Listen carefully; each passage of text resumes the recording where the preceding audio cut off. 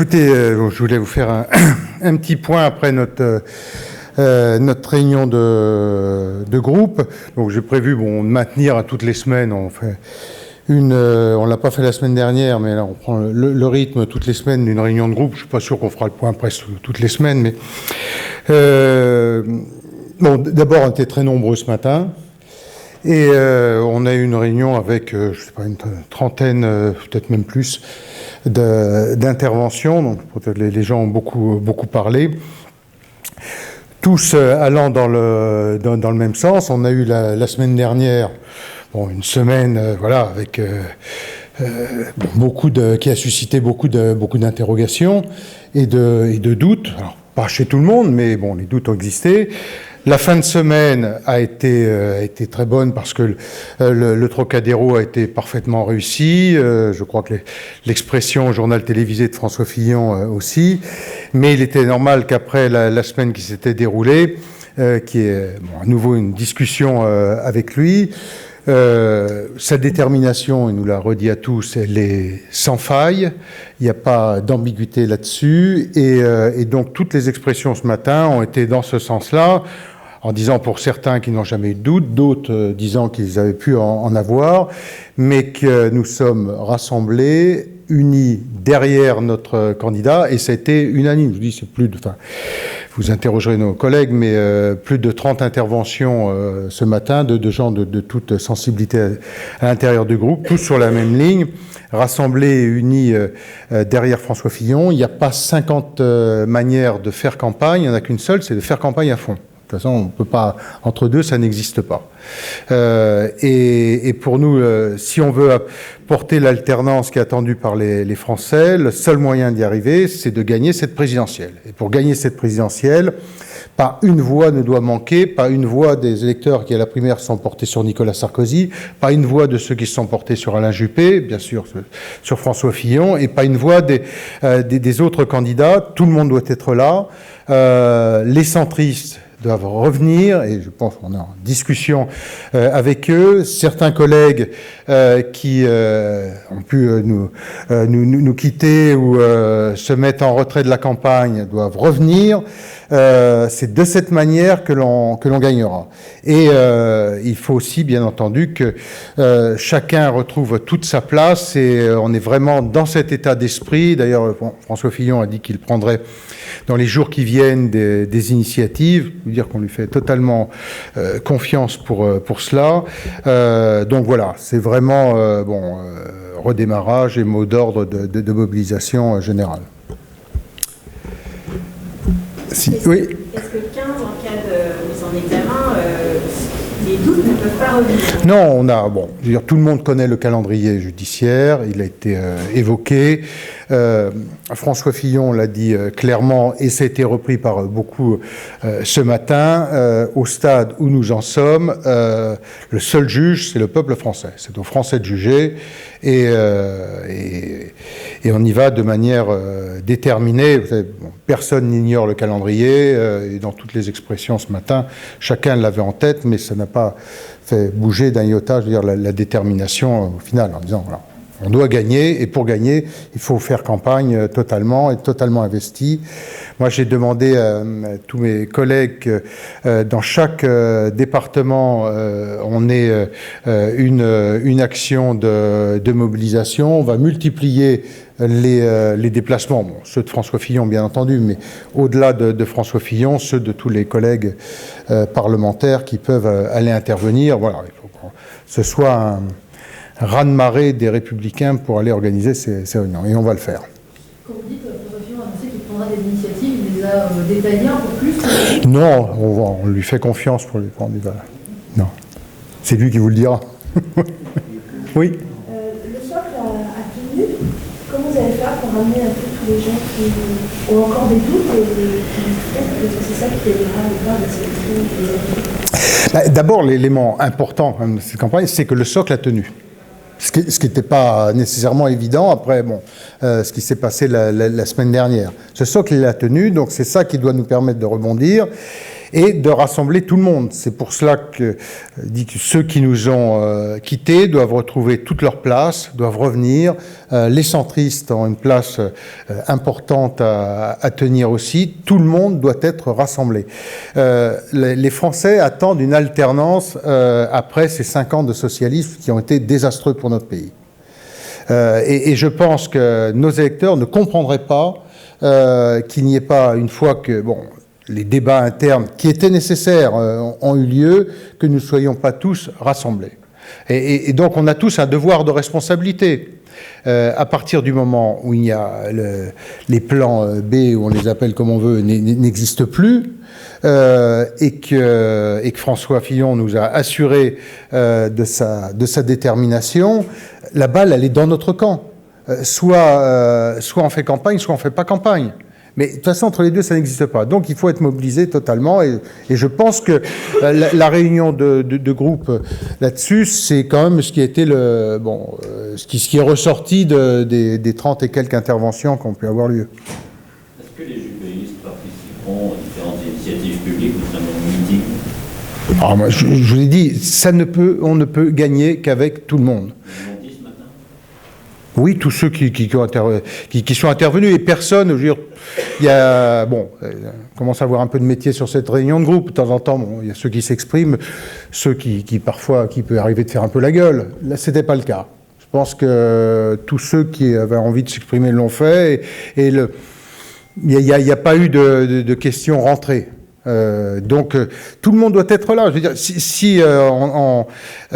il n'y a pas d'autre moyen d'offrir une alternative aux Français que de gagner la présidentielle. Si on ne gagne pas la présidentielle, on ne gagnera pas les législatives. On va se la raconter dans tous les sens, mais c'est quand même ça la réalité. Vous comprenez la réticence de certains électeurs? Pardon, oui. Vous comprenez la réticence de certains électeurs? C'est à nous de les convaincre. Oui, il y a eu des doutes, mais vous savez, la semaine dernière, comment pouvait-elle ne pas susciter des doutes? Il faut aussi se dire les choses. Alors, il y a eu ce mauvais passage, mais il y a eu les bons aussi. C'est-à-dire la formidable mobilisation populaire du Trocadéro. La réussite aussi, c'est pas des journalistes que je vais dire ça, mais la réussite d'un JT à 20h, avec un très bon taux d'audience, ça compte aussi.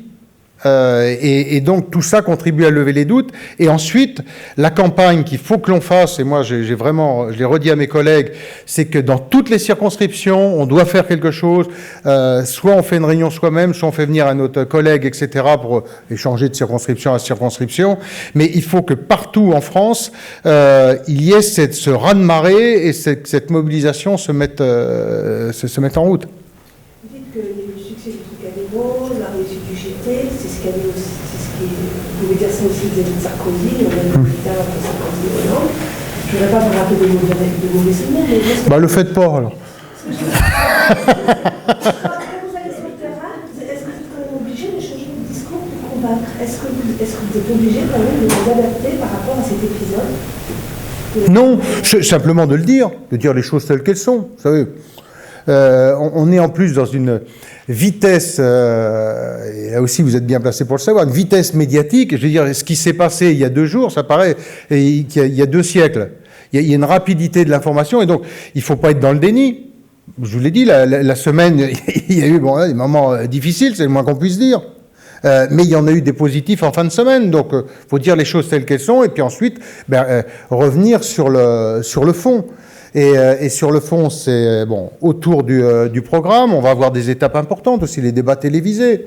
Ce sera aussi un moment, je pense, qui va être attendu par les Français. Et puis c'est à nous de faire campagne. C'est-à-dire, si on ne fait pas, de toute façon, il n'y a pas de secret, si on ne fait pas campagne, on ne gagnera pas. Hein. La victoire n'est jamais assurée, mais au moins, il faut faire campagne. Mais bien sûr. Sinon, il faut faire un autre job. Hein. Qu'est-ce que vous avez pensé de l'intervention d'Alain Juppé qui parle d'obstination, d'impasse, Le gâchis. Vous avez fait campagne? Oui, moi, vous savez, j'ai beaucoup œuvré modestement au niveau qu'est le mien, mais pour faire en sorte, je pense que c'est important que François Fillon, Nicolas Sarkozy et Alain Juppé, c'était d'ailleurs l'initiative de Nicolas Sarkozy, se voient. Je pense que les Français ont besoin de ça. Bah, je pense, oui, mais bon, après, c'est pas... Ouais. Oui, bon, de toute façon, il faut que ça se fasse vite. Hein. Si c'est dans 8 jours, ça présente peu d'intérêt. Enfin, il faut dire les choses aussi comme elles sont.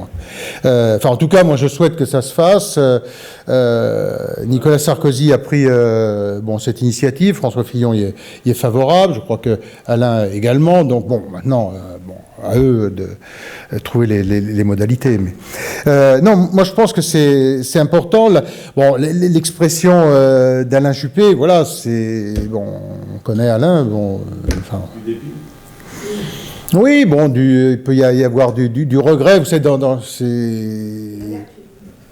Oui, on l'exprime... Bon, il l'exprime avec ses mots, voilà, il a fait... Bon. Mais ce qui est important, c'est qu'on n'oublie pas l'essentiel, et c'est pour ça qu'on a besoin dire que les trois se voient, c'est-à-dire que les Français comprennent bien qu'on est vraiment mobilisés pour gagner, pour l'alternance. Il ne faut pas qu'il y ait de doute là-dessus.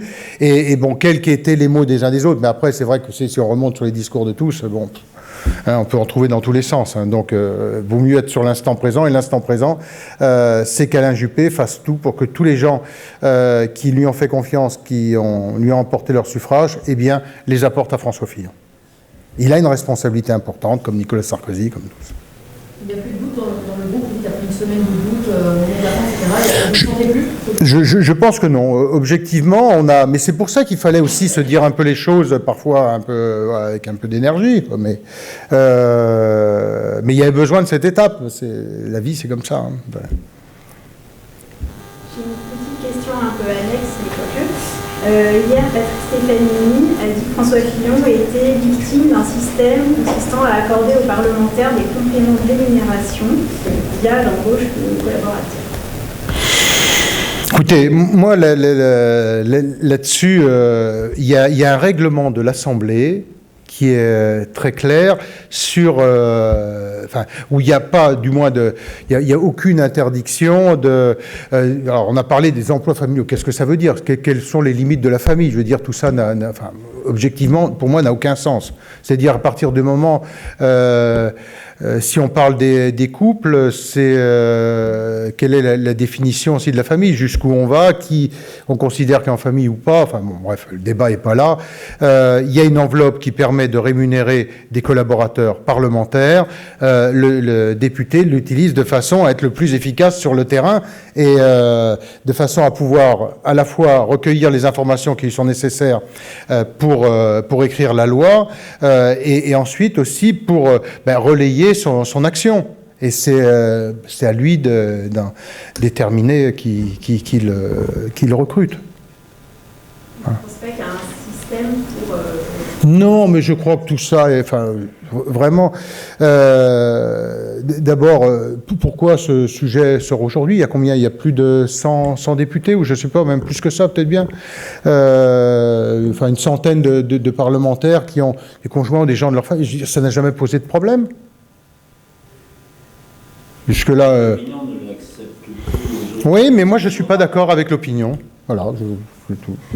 Et je suis très clair là-dessus parce que je ne l'ai jamais... Bon, personne de ma famille qui a travaillé avec moi au Parlement ou dans ma mairie. Mais je considère que c'est aux députés de faire le choix de ses collaborateurs et à lui seul. On est sur un mandat de confiance et on l'assume. Voilà, moi, je l'assume. Donc il ne faut pas réformer ça contre le débat viendra à un moment ou à un autre. Moi, je vous donne la position qui est la mienne. Bon, après, il y aura obligatoirement, après ce qui s'est passé, il y aura un débat sur ce sujet dans la prochaine législature. Donc, bon. Et un contrôle que propose le Mais contrôle de quoi? Il y a un moment, bon, va peut-être falloir arrêter de mettre des contrôles et de donner des moyens aussi aux parlementaires d'exercer leurs responsabilités, quoi. On va bientôt avoir plus de contrôleurs que de parlementaires. Tout ça rime à quoi? Quand on est élu député, on est sur un mandat de confiance. Donc voilà. On est tous les 5 ans sur le grill et on se représente devant les Français. Et les Français nous font confiance ou nous font pas confiance. Il n'y a pas 50 jobs où voilà, on se pose et on dit, bah voilà, c'est quitte ou double, les amis. Bon. À la ligne du Trocadéro, il y avait quand même eu pas mal de réticences. Beaucoup ont dit on n'ira pas manifester contre la justice. Vous-même, vous n'êtes jamais posé la question? Non, moi j'y suis allé pour deux raisons. Vraiment, la première, c'est que ce lynchage médiatique permanent dont a été François Fillon m'a insupporté au plus haut point. Je déteste la meute qui s'acharne. C'est un truc qui m'insupporte. Et donc, quel qu'ait pu être à certains moments des différences ou des divergences que j'ai pu avoir avec François Fillon, mais je voulais y être pour ça, parce que ça, je l'accepte pas. Et ensuite, je pense qu'il était important de montrer qu'il y avait une mobilisation forte au moment où on nous expliquait chaque jour que c'était la déferlante, que tout le monde s'en allait, qu'il n'y avait plus personne. Bah, la démonstration, elle était faite, qu'il y avait du monde qui était là. Voilà les deux raisons qui ont fait. Sur le fait de l'avoir, bon, ça a pu être à un moment présenté comme une manif contre la justice, c'était effectivement une erreur. Et d'ailleurs, je ne sais pas comment ce truc comment c'est sorti, mais ouais, mais ouais, bon. Écoutez, bon, j'en sais rien. Bon. Voilà. En tout cas, si ça a pu être présenté comme ça, d'ailleurs, ce n'était pas le cas. Vous avez vu comment la dignité de cette manifestation, avec le monde qui était là. Est-ce qu'il y a eu le moindre débordement? Aucun. Est-ce qu'il y a eu un seul slogan agressif? Aucun. Rien. Non, mais attendez, les autres manifestations organisées avec toutes les insanités qui sont dites contre l'État, les forces de l'ordre, etc., est-ce qu'il y a eu le moindre slogan choquant? Aucun. Aucun. Alors, les procès d'intention, il y en a eu à foison, mais je veux dire, on n'était pas avec les dingues des Nuits debout. On était avec des Français respectueux de l'ordre public et respectueux d'un État républicain. On n'était pas avec des armées de sauvages. C'était une partie de la droite. Ben oui, la droite est plus respectueuse de l'État de droit. C'est comme ça. C'était effectivement pas les gauchistes qui étaient là, ça je vous le confirme. Est-ce que pour relancer sa campagne, François Fillon doit annoncer déjà qui il nommera Premier ministre? Commençant par un B. Commençant par un B. Je vois vraiment pas à qui vous faites. Oui, peut-être, non? C'était ça l'idée. Écoutez, ça c'est à lui de voir. Honnêtement, moi je rentre pas là-dedans. C'est vraiment sa décision. Oui, non, mais il avait parlé d'équipe. Il n'a pas parlé de Premier ministre. Il avait parlé d'équipe. Si on veut ramener les choses à ce qu'il a dit exactement. Mais ça, c'est à lui de sentir. Est-ce qu'il le fait? Est-ce qu'il le fait pas? À quel moment il le fait? Bon, honnêtement, c'est son problème, quoi. C'est pas le nôtre. C'est le problème. Enfin, oui, enfin, c'est pas le... Disons que moi, je considère que c'est pas le mien, quoi. Non, mais d'accord, mais moi, je considère que c'est pas... Bon, voilà. Écoutez, il y a des sujets sur lesquels je considère que, dans les responsabilités qui sont les miennes, j'ai une part de responsabilité. Celle-là, c'est vraiment la sienne. Bon, allez, merci.